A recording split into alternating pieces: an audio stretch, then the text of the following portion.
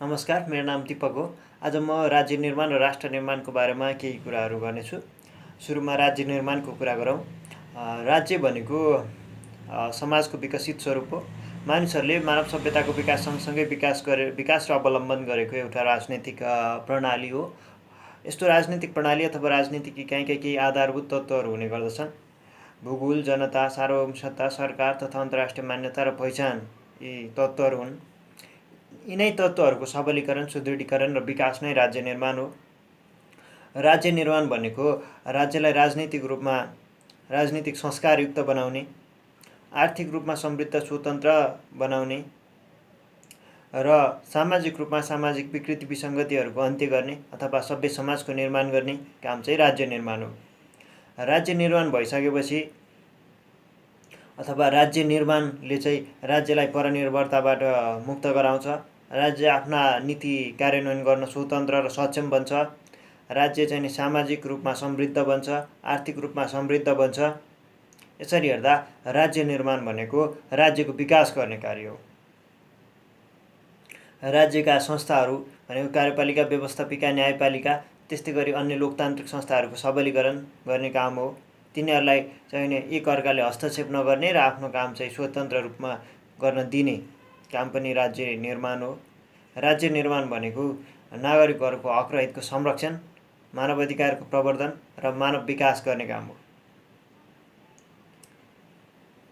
अब चाहिँ हामी नेपालमा राज्य निर्माणका लागि भएका प्रयासहरूको कुरा गरौँ।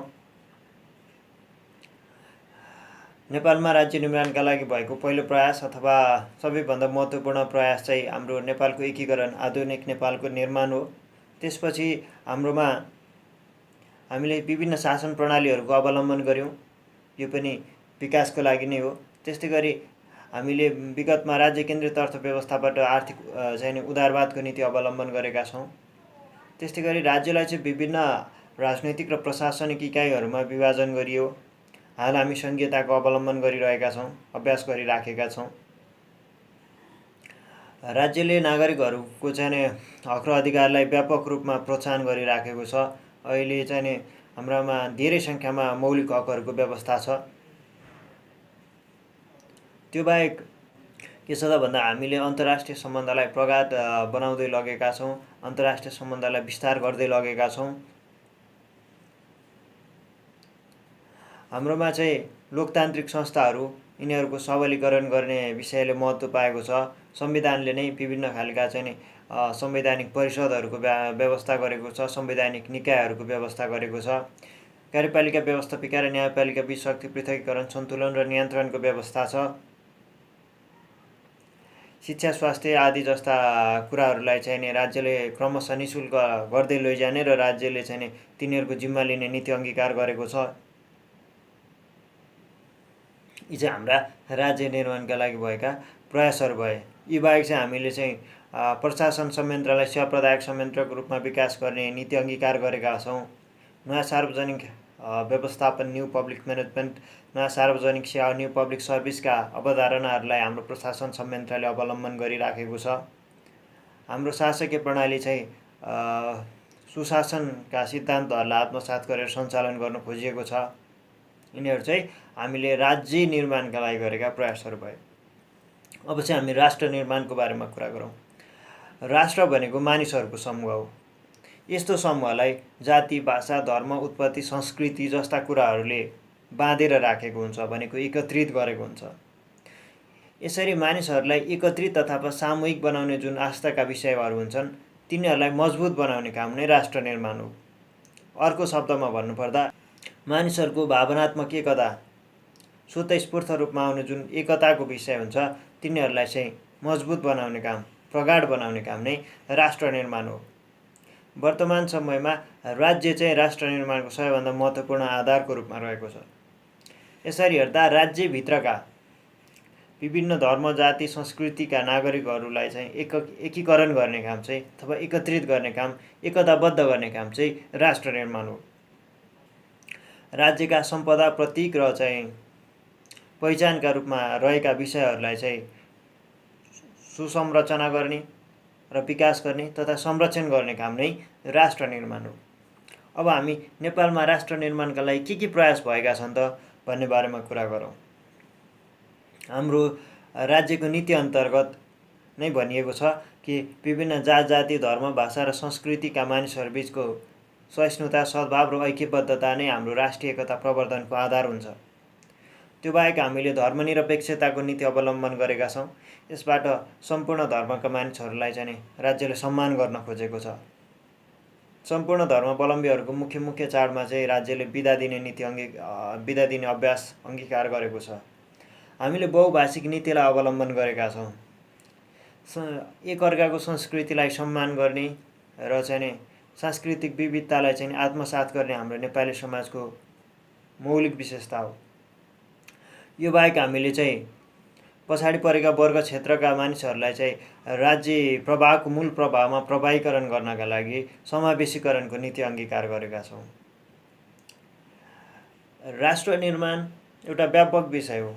यसमा विदेशमा बसेका व्यक्तिहरूले पनि सहयोग गर्न सक्छन् भन्ने उद्देश्यले हाम्रो संविधानले चाहिँ गैर आवासीय नेपालीहरूलाई पनि नागरिकता दिने प्रबन्ध गरेको छ। यी बाहेकका अन्य कुराहरू चाहिँ जस्तो हाम्रो संविधानले सामाजिक उद्देश्य अन्तर्गत विभिन्न खालका असमानता अन्याय शोषण आदिको अन्त्य गर्ने चाहिँ उद्देश्य राखेको छ। यी चाहिँ हाम्रा सामाजिक र सांस्कृतिक राष्ट्र निर्माणका हाम्रा चाहिँ प्रयासहरू भए।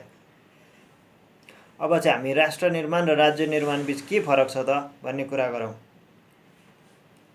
राज्य निर्माण भनेको राज्यलाई मजबुत बनाउने काम हो, दृढ बनाउने काम हो। त्यस्तै गरेर राष्ट्र निर्माण भनेको मानिसहरू बिचको एकतालाई मजबुत बनाउने काम हो। राज्य निर्माण राजनीतिक विषय हो। यसै गरी राष्ट्र निर्माण चाहिँ सामाजिक विषय हो। राज्य निर्माण कोएर्सिभ पावरको प्रयोग गरेर पनि गर्न सकिन्छ भने राष्ट्र निर्माण इमोसनल अट्याचमेन्टको विषय हो। यसमा कोएर्सिभ पावरको प्रयोग गर्न सकिन्न। त्यो बाहेक राज्य निर्माणका आधारभूत विषयवस्तुहरू भनेको भूगोल, जनता, सार्वभौम सत्ता आदि हुन् भने राष्ट्र निर्माणका आधारभूत विषयवस्तु भनेको उत्पत्ति, भाषा, धर्म, जाति आदि हुन्। राज्य निर्माण देखिने विषय हो। राज्यको विकास हुँदैछ, बाटो बन्दैछ भन्ने देखिन्छ। तर राष्ट्र निर्माण देखिन्न, बुझिने विषय हो। यसै गरी राज्य निर्माणमा सबैभन्दा बढी भूमिका देशकै हुन्छ अथवा राज्यभित्रका नागरिकहरूको हुन्छ र राज्य निर्माणबाट जुन हुने फाइदा हुन्छ त्यो पनि राज्यका नागरिकहरूले नै प्राप्त गर्ने गर्दछन्।